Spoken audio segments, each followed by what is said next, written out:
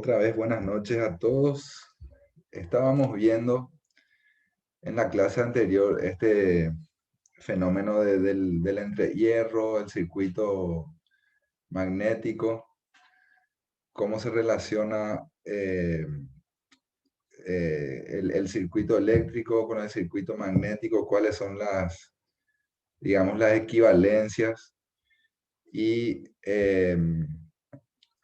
definimos un poco qué es lo que se produce cuando hay un espacio vacío o aire entre dos partes de un circuito magnético.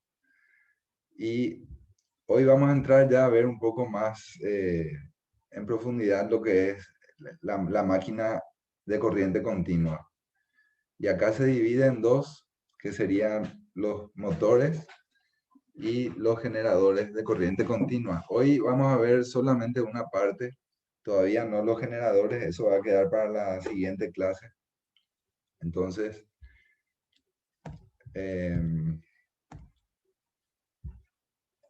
vamos a ver un poco de estos ítems: principio de funcionamiento, elementos característicos y construcción. Bueno, quería darles tipo unos antecedentes sobre la historia de un poco de la electricidad y de lo que serían las máquinas eléctricas en la industria. Esto saqué del libro Sector Eléctrico Paraguayo, se llama, un libro que se lanzó hace muy poco. En realidad es un libro jurídico que lo escribió un abogado, doctor en Derecho, está especializado en el sector energético. Y hace poquito, en enero, se lanzó este libro. Bueno, empecé recién a leer y encontré datos muy interesantes, un poco de la historia de la electricidad en general, desde sus inicios, y también de la electricidad en el Paraguay, la aplicación de la electricidad en el Paraguay. Y yendo a lo que es nuestro tema, vemos que, bueno, por un lado, la electricidad a gran escala y su consagración definitiva como fuente esencial de energía se produjo primero con la masificación del alumbrado público. O sea que imagínense, en una época no existía la luz eléctrica, entonces todo se iluminaba con velas, lámparas de aceite, lámparas a gas o lámparas, sí, aceite o también otros combustibles. Y después, cuando aparece la electricidad, imagínense lo que fue el fenómeno de ver una lámpara eléctrica funcionando con todo ese brillo. Eh, Se arrancó primero con las lámparas de arco voltaico, que son las lámparas de descarga. Y después, cuando Edison empezó a experimentar con las lámparas incandescentes, que tienen otro principio de funcionamiento, se pasó, digamos, de las lámparas de descarga a las lámparas de hilo incandescente, ¿verdad? Que el hilo suele ser de tungsteno, que es un material que puede tomar valores muy altos de temperatura y ahí se produce la incandescencia. Eh, Estas lámparas de tungsteno prácticamente ya se utilizan muy poco por el alto consumo de energía que tienen. O sea, tienen muy poca eficiencia porque gran parte de la energía que consumen va, digamos, a generar calor. O sea, se genera calor y un porcentaje muy pequeño es lo que genera la luz que se utiliza al final. Entonces ya la lámpara la lámpara incandescente prácticamente está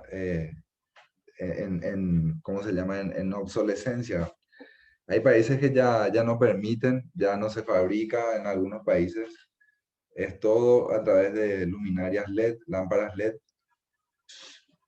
Y eso para dar un poco un pantallazo, ¿verdad? Después, lo que es la utilización de la electricidad como fuente de energía para el sector industrial, que es lo que a nosotros nos interesa. Entonces, se empezó a utilizar la electricidad en el sector de la industria, en algunos procesos productivos, transporte, comunicaciones, y de a poco la electricidad empezaría a abarcar todas las áreas ya de la humanidad, ¿verdad? Digamos que en todos los ámbitos se empezó a utilizar electricidad. Y después, el factor clave para la utilización de la energía eléctrica en la industria fue el perfeccionamiento de los dínamos existentes. O sea que había ya, como hablamos en las primeras clases, los experimentos de Faraday, que analizó mucho lo que es el campo magnético y las relaciones con la electricidad.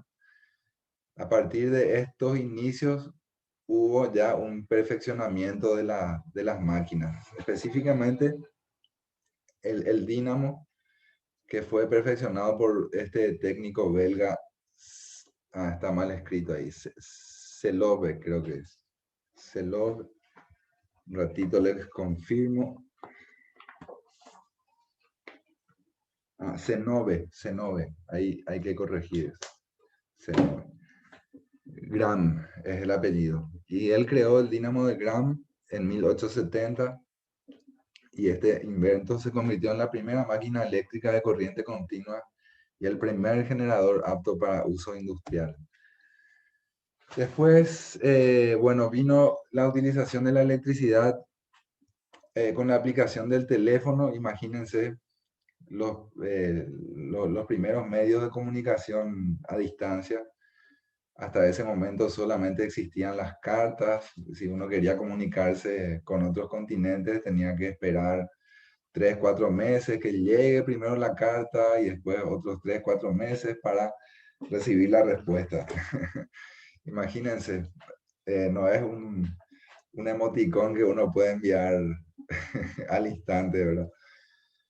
Bueno, después viene el perfeccionamiento del dínamo, y ya a nivel industrial, el empresario y ingeniero Werner von Siemens, seguramente conocen la marca Siemens.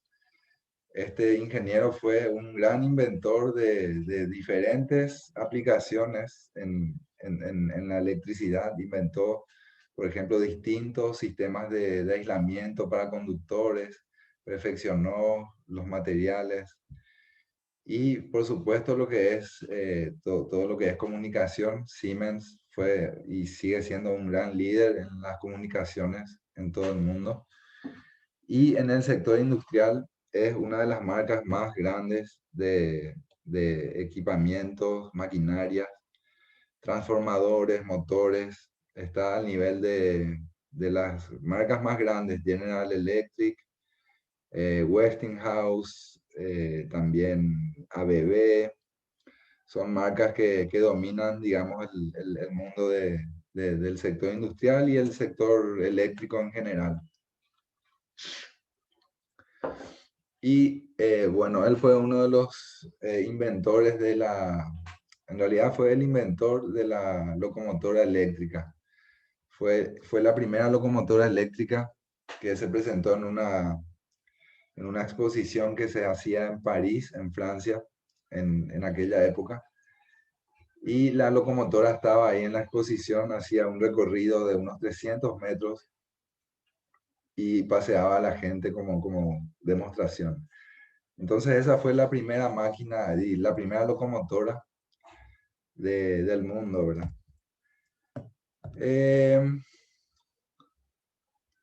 Me faltó acá una parte, un ratito. Me faltó lo que es, no, acá está. Sí, bueno, la construcción, después de esto vino la construcción de la primera central hidroeléctrica del mundo en Northern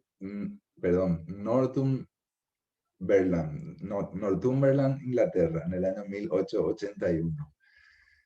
Entonces, para la construcción de esta hidroeléctrica, se instaló un alternador de corriente alterna de Siemens conectada a un dínamo que recibía energía de una rueda localizada en el río Wei.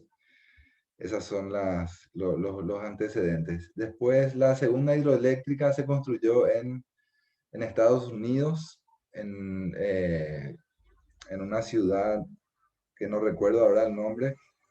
Y la tercera se construyó, la primera en Sudamérica se construyó en Brasil. Esto fue en esta misma década, 1882. Todo esto está en este libro, así que si quieren profundizar, eh, pueden ir a ver ese libro. Bueno, quería hacer un repaso de las reglas de la mano derecha y la mano izquierda.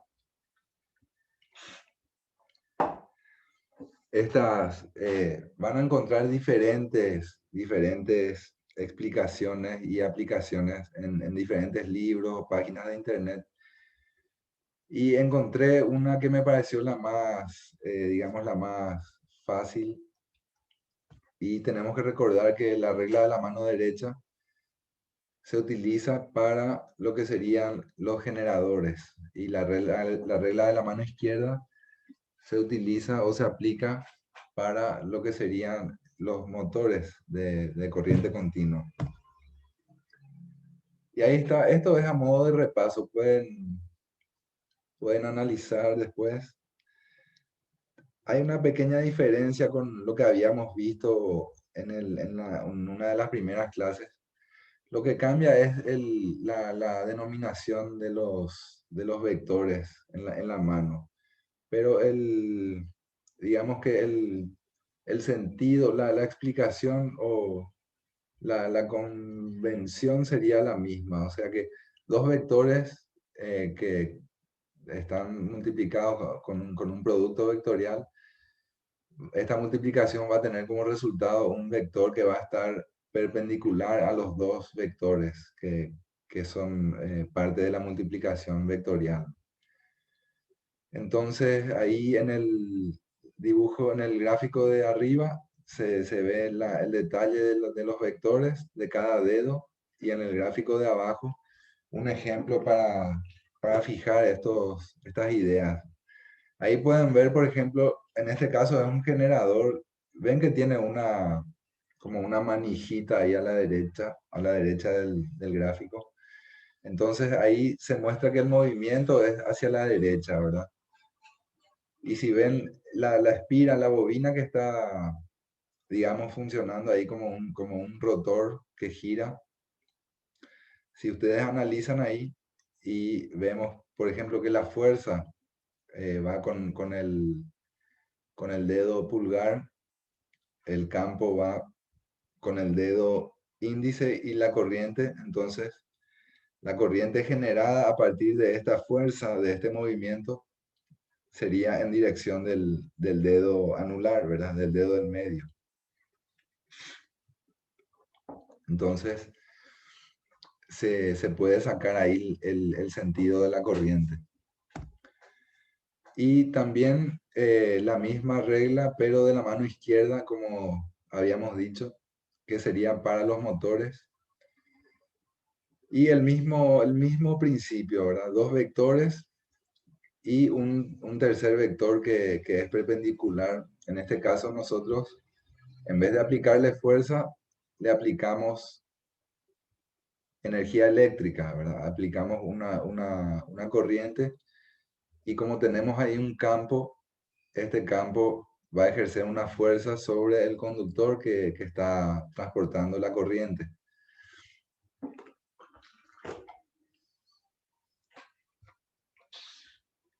Ahí en el gráfico del medio, bueno, en el de la izquierda se ve a qué vector corresponde cada dedo.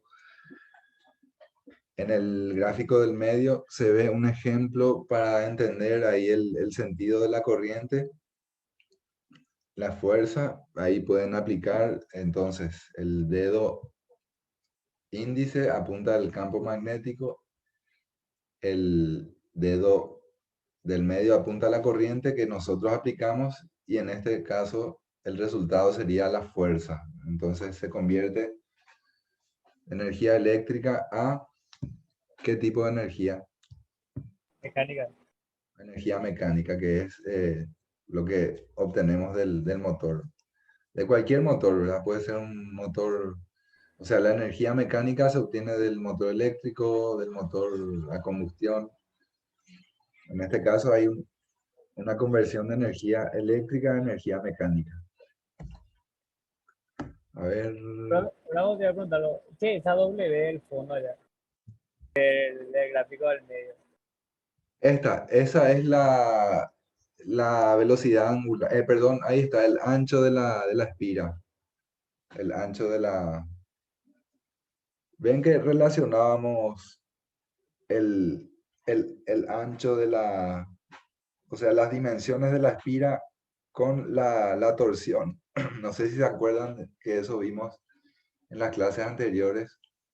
Creo que en la primera clase, donde se deducía esa fórmula. Entonces con eso se tiene el área de la espira y con el área se puede obtener la fuerza de torsión que va a tener eh, el motor. No sé si esa era la consulta. Sí, Ok. Se me pierden los nombres porque no veo, cuando alguien me pregunta no veo, tengo en otra pantalla el Zoom, entonces no veo quién me hace la consulta. Pero creo que era, si no me equivoco, yo Andrés. fui, Andrés. Sí, sí, yo fui. Bueno, cualquier cosa me, me interrumpen y... Bueno, y acá todo esto está en un libro que yo les voy a compartir ahí en el aula virtual. El libro es muy largo, muy extenso. Entonces, vamos a tocar ciertos temas nomás de lo que serían motores y generadores, porque eso sería lo que estaríamos desarrollando para antes del primer parcial. El primer parcial es, a ver, un poco de hoy en 15, ¿verdad? Está bien ese dato, sería no, sí, el 12 de abril. Creo que sí, bro. Ok, entonces, Sí, bro, sí, sí, está bien, 2 años. ok. Después de esta clase, entonces tenemos una más y ahí estaríamos cerrando los detalles de un poco de lo que es motores, la parte de eh, circuito equivalente, la energía que se destina a cada parte del motor y después entramos a lo que serían generadores, que es algo bastante similar también, el circuito equivalente, la energía que se inyecta, digamos, a la máquina y la energía que se obtiene. Bueno, entonces, el motor, las partes básicas del motor son, ustedes ya saben, ¿verdad? El rotor y el estator. Estas son las dos partes principales. El rotor sería la parte giratoria y el estator sería la parte fija que contiene el campo magnético que se va a inyectar, digamos, al, al rotor. El hierro del rotor, junto con la forma curva de las caras polares, proporciona un entrehierro de ancho constante entre el rotor y el estator. En este caso, para hacer el análisis, tenemos algunas suposiciones que pueden ver ahí. Si ven, se fijan el gráfico B, se puede ver ahí que el campo magnético, o sea, el núcleo, que sería el estator, básicamente envuelve casi en su totalidad al rotor, ¿verdad? Entonces, con eso conseguimos que el campo, aparte de casi no haber partes nulas, digamos, de campo, se logra que las líneas de fuerza atraviesen al rotor de forma perpendicular al rotor, ¿verdad? Al círculo, digamos, a la superficie del rotor. En este caso, la superficie cilíndrica, ¿verdad? Después tenemos una vista de la espira y por último el detalle de lo que sería el movimiento el movimiento, en este caso, aplicado a la máquina. O sea que estaría funcionando como un generador porque nosotros le estamos aplicando una fuerza. Para minimizar la reluctancia del camino del flujo a través de la máquina, el flujo debe tomar el camino más corto posible a través del aire entre las caras polares y la superficie del rotor. Puesto que el flujo magnético debe tomar el camino más corto a través del aire, es perpendicular a la superficie del rotor en todo punto situado bajo las caras polares, que es lo que recién dijimos. Y este análisis hicimos así como un pantallazo ya en una de las clases, pero para entender mejor hacemos este repaso. Tampoco vamos a entrar tan profundamente a analizar, pero básicamente son 4 segmentos, el segmento A, B, BC, CD y DA, los segmentos de esta espira. Y analizamos el segmento AB. En este segmento la velocidad en el alambre es tangencial a la trayectoria de rotación. O sea que, claro, la velocidad es tangencial a la trayectoria de rotación. El campo magnético B apunta perpendicularmente hacia afuera de la superficie del rotor en todo punto situado bajo la cara polar, que es lo que dijimos recién. La velocidad es tangencial y el campo, como entra de forma perpendicular a la superficie del rotor, también sale de forma perpendicular, entonces en este punto el campo va a ser perpendicular al movimiento. Por debajo de la cara polar, la velocidad V es perpendicular a B y la cantidad V por B apunta hacia la página. O sea que la cantidad V por B sería la fuerza electromotriz que tendríamos como resultado de este movimiento. O sea, una tensión que se genera en ese segmento de la espira. Porque estamos analizando solamente el segmento AB. Por lo tanto, el voltaje inducido en ese segmento es V por B por L. O sea que L sería ¿qué sería L? Lo que recién consultó Andrés. Es el largo de la espira en ese lado, ¿verdad? O sea, el segmento AB. Y más allá de los extremos de los polos, o sea, que sería ya en esta parte donde no tenemos la cobertura, digamos, de los polos, el resultado sería 0.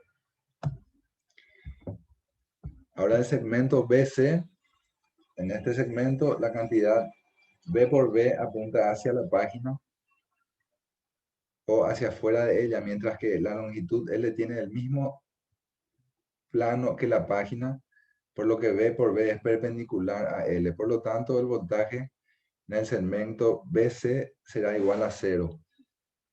O sea que el campo en ese segmento BC va a ser paralelo al segmento, ¿verdad? Va a estar en el mismo plano que el segmento BC. Entonces esta multiplicación da 0 La tensión que se genera en ese segmento también da 0. El segmento CD, bueno, pasa lo mismo que en el segmento BA. El segmento CD es perpendicular al campo. Entonces la tensión que se genera va a ser igual a la del segmento AB, que va a ser igual a B por L. Y por último el segmento DA, que ocurre lo mismo que en el segmento BC, que están en el mismo plano, entonces la tensión generada es 0. Y esto, si nosotros sumamos esa tensión inducida total de las 4 partes, nos da 2B por B por L. ¿Se acuerdan que son iguales las dos expresiones del lado AB y CD? Entonces quedaría en 2 por B por L. Y 0 en las zonas donde no hay cobertura de las caras polares. Entonces, ¿cuál es el resultado final? Sería una tensión que obedece a este gráfico que vemos ahí abajo. ¿Por qué les parece que tiene este comportamiento el gráfico, la curva? Creo que nos estamos por quedar sin zoom, así que si les parece bien, hacemos una pequeña pausa y continuamos en 2 o 3 minutos. Dale, pues. Ok, mientras queda picando ahí la consulta del gráfico, pueden mientras analizar mentalmente y debatimos a la vuelta. No, ponlo. Dale, profe, ya está. Dale, dale.